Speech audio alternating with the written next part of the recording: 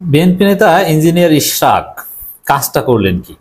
নিচে নামতে নামতে এমন কাজ করলেন, সরকার অবাক, পুলিশ প্রশাসন অবাক, জনগণ অবাক, সবাই আশ্চর্য যে ইশরাক সাহেব এগুলো কি করলেন। দর্শক, ইশরাক বলেছিলেন যে তিনি নিজে নিজে শপথ নিয়ে চেয়ারে বসবেন। এখন সে ইশরাক নিজে নিজেই মেয়রের দায়িত্ব পালন করছেন। তিনি বিভিন্ন জায়গায় যাচ্ছেন, বলছেন যে আমিই মেয়র। এটা উদ্ভট না?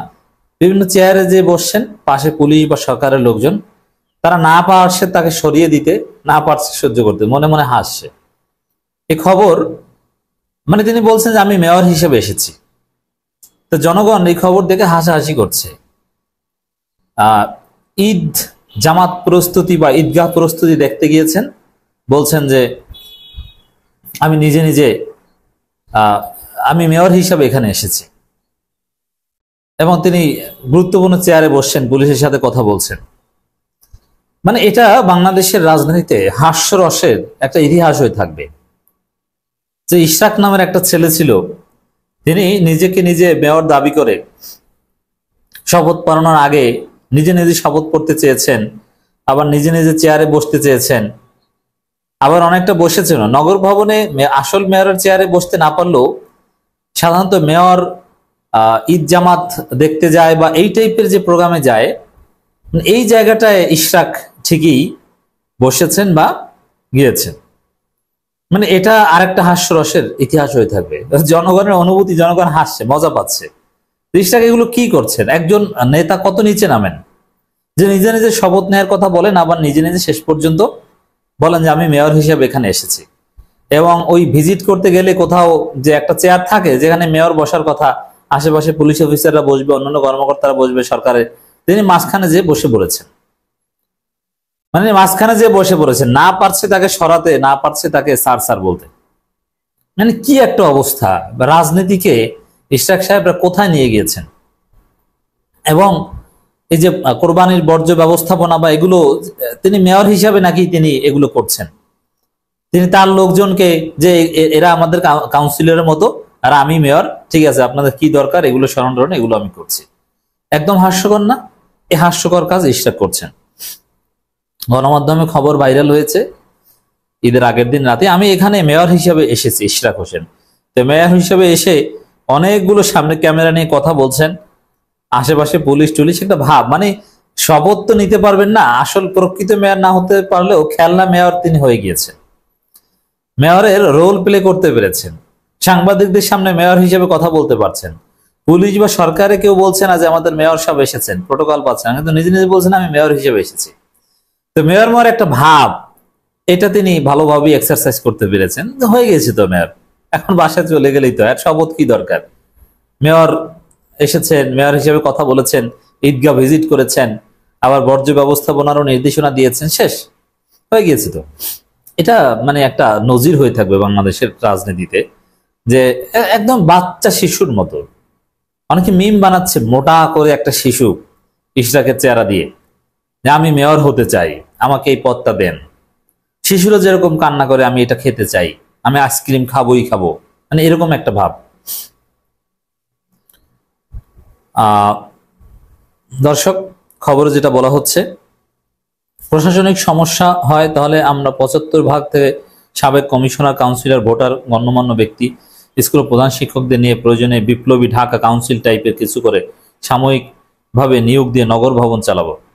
এখান থেকে ফিরে আসা বা হার মানার কোনো সুযোগ নেই। এখন বিপ্লবী মানুষ, বিপ্লবী সরকার করে, বিপ্লবের পর বিপ্লবী সরকারে বাধা দিয়েছে বিএনপি, মানে এটা আল্লাহর পক্ষ থেকে বিএনপির জন্য একটা শাস্তি।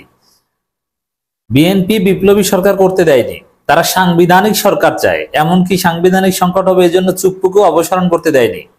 এখন তারা বিপ্লবী কাউন্সিল, বিপ্লবী মেয়র হয়, যে নিজেরা নিজেরা মানে শহীদ মিনার বা রাজপথে কোথাও শপথ নিয়ে নিজেরা নিজেরা আমরা মেয়র, আমরা সমস্যার সমাধান করবো, কাউন্সিলরকেও বিপ্লবী কাউন্সিলর বানাবে। মানে এটা সুস্পষ্টভাবে বিদ্রোহ। এটা বিএনপির যে জাতীয় রাজনীতির স্ট্যান্স, এটা একদম খেয়ে দেয়। জাতীয় রাজনীতিতে তারা সাংবিধানিক স্থিতি অবস্থা রেখে তারা নির্বাচন চেয়েছে বা এখনো চায়। 90 দিনের মধ্যে নির্বাচনের জন্যই বিপ্লবী সরকার বিরোধিতা করেছিল। নাকি বিপ্লবী সরকার? এটাকে বিপ্লবী বলা যাবে না।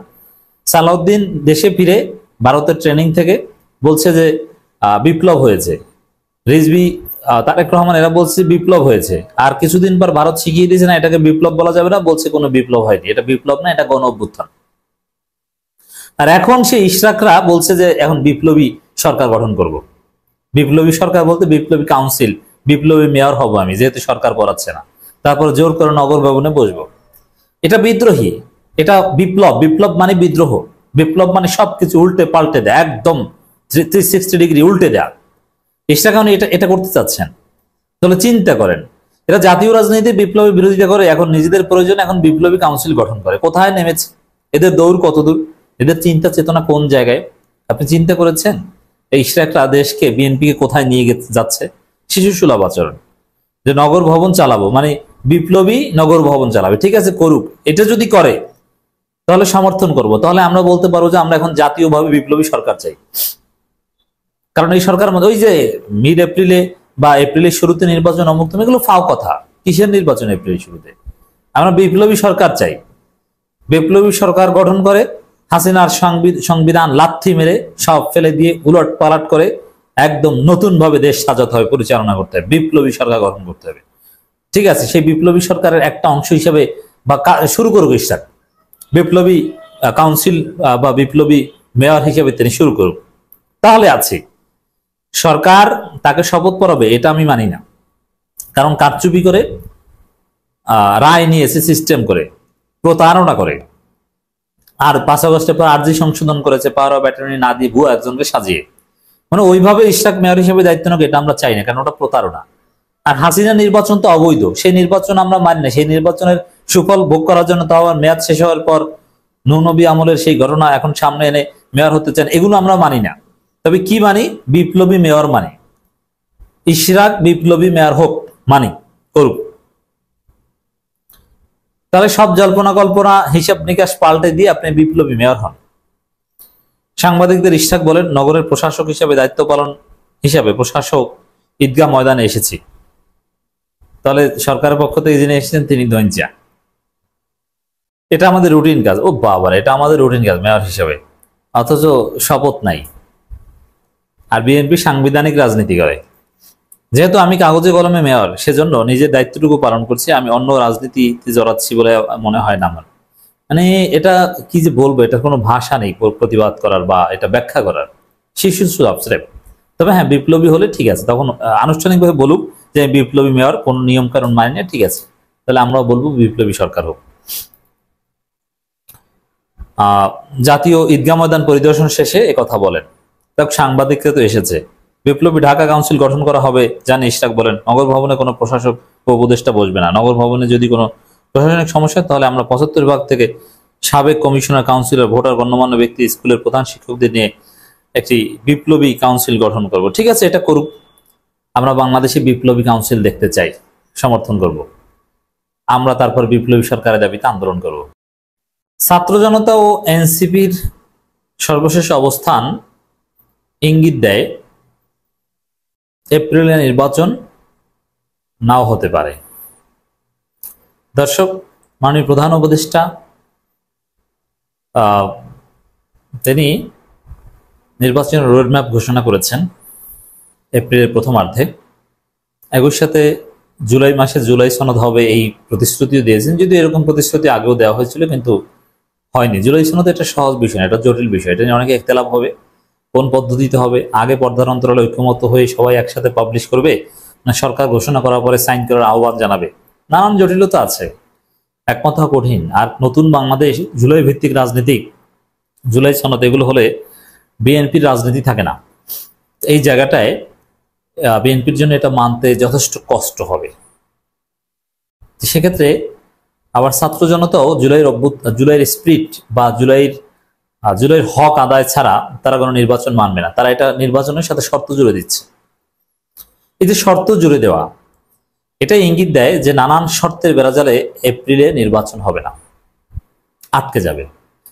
আর এই ছাত্র জনতার পার্টি এনসিপি, তারা নির্বাচনে অংশগ্রহণ না করলে অ্যাটলিস্ট জুলাই বাস্তবতার নিরিখে নির্বাচন বাংলাদেশে হতে পারে না, হবে না। কোনো সরকার নির্বাচন আয়োজন করতে পারবে না, ইন্টারন্যাশনাল কমিউনিটির কাছে গ্রহণযোগ্য হবে না। যারা বিপ্লব করে দিল তারা নির্বাচন না, এটা কিসের নির্বাচন?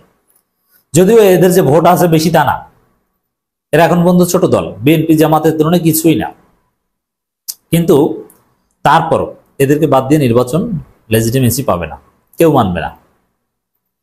এজন্য এনসিপি ছাত্র জনতা এদের পার্টিসিপেশন ইলেকশনে মাস্ট, কিন্তু বিভিন্ন শর্তের বেড়াজালে তাদের কারণে দেখেন নির্বাচনের বিরোধিতা বা এপ্রিলে যদি নির্বাচন না হয়, সবচাইতে মূল কারণ থাকবে ছাত্র জনতার অবস্থান। কারণ নির্বাচনের নামে লাশ পড়বে, সে আগের পুরনো দৃশ্য, কালো টাকা, লেভেল প্লেইং ফিল্ড থাকবে না, মারামারি করে ভোট নিয়ে যাবে, যার পেশি শক্তি আছে সে ভোটে জিতবে, এজেন্টকে বের করে দিবে, ওইরকম কোনো নির্বাচন ছাত্র জনতা হতে দিবে না।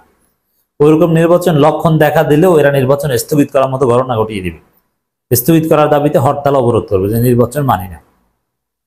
এই এনসিপি করবে এবং ছাত্র জনতাকে আহ্বান জানাবে, এরা সারা দিবে March for Dhaka to stop নির্বাচন হতে পারে। কারণ তফসিল ঘোষণা করার পর দেখবেন যে বিএনপি দুই গ্রুপে রক্তারক্তি, ওটা দেখেই জাতি বলবে নির্বাচন চাই না। খবর, জুলাই সনদ ঘোষণাপত্র হলে ঘোষিত সময় নির্বাচনে আপত্তি নেই এনসিপি। মানে একটা হচ্ছে খুশি, যেমন জামাত চরমনাই হচ্ছে খুশি, আর এনসিপি হচ্ছে যে আপত্তি নেই, চলে। আর বিএনপি তো আসলে জাতীয়তাবাদী হতাশা পার্টি, বিএনপির কথা বাদ, যে আপত্তি নেই চলে, তাও আবার কন্ডিশনাল, যে আপত্তি নেই চলবে তবে এটা হতে হবে। এখন জুলাই সনদ হলেই তো হবে না, জুলাই সনদ তো মনমত হতে হবে, ওদের পছন্দ হতে হবে। জুলাইয়ের মূল স্টেক হোল্ডার তো ওরা, আপনি এটা অস্বীকার করতে পারবেন। আমি এনসিপি তীব্র ক্রিটিক করি, সমালোচনা করি। এর মানে এই নয় যে জুলাই আন্দোলনে এই হাসনাত শারজিদের অবদানকে খাটো করি, নেভার। জুলাই আন্দোলনের মূল নেতা হাসনাত শারজিদ, সাদিক কায়েমরা। এখন সাদিক কায়েমরা তো আর এনসিপি করে না, কিন্তু হাসনাত শারজিদটা করেন, আসিফ নাহিদ, এরাই মূল নেতা, এদেরকে অস্বীকার করার কোনো সুযোগ নেই। অর্থাৎ ওদের যদি পছন্দ হয়, এনসিপির নেতারাই জুলাইয়ের মূল নেতা, ওদের নেতৃত্বেই জামাত সহ সবাই আন্দোলন করেছে। আন্দোলনের বা জুলাই আন্দোলনের সবাই গুরুত্বপূর্ণ সবাই এনসিপিতে গিয়েছে। এখন কেউ কেউ আরেকটা সংগঠন করেছে আপ বাংলাদেশ, ওখানে কেউই জুলাই আন্দোলনের মূল নেতা ছিল না, একজনও ওখানে জুলাই আন্দোলনের মূল নেতা নেই। এরা ছিল হাসনাত শারজিদের অধীনের নেতা, অথবা আপ বাংলাদেশে যারা আছে তারা 50 জনের মধ্যেও পড়ে না, টপ 50 লিডার্স এর মধ্যেও পড়ে না জুলাই আন্দোলনের। একবার টপ 50 লিডার্স বা 100 লিডার্স সব এনসিপি, এটা অস্বীকার করার কোনো সুযোগ নেই। কিন্তু ওদের নানান দৃষ্টিভঙ্গি বা পলিটিক্যাল বিভিন্ন অ্যাপ্রোচ আমরা সমালোচনা করি এবং করব। অতএব এই এনসিপির যদি পছন্দ না হয়, আর প্রফেসর ইউনূস সব জায়গায় এদেরকে ডাকেন কেন?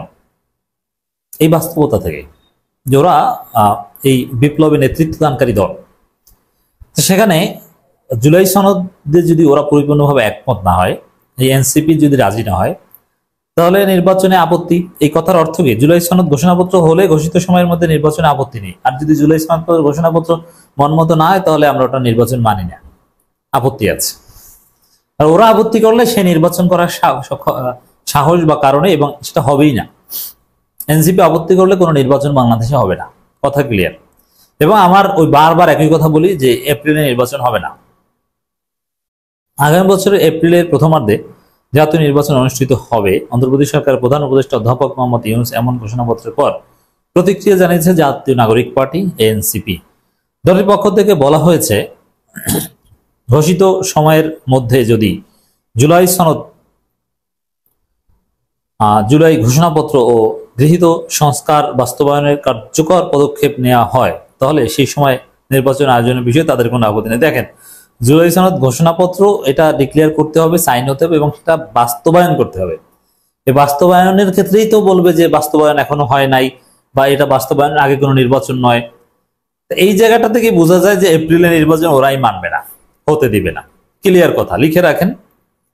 এই জুলাই সনদ বাস্তবায়ন বলতে যে বোঝায় এটা পছন্দ হবে না, এটা ওই টাইমের মধ্যে আদৌ সম্ভব নয়।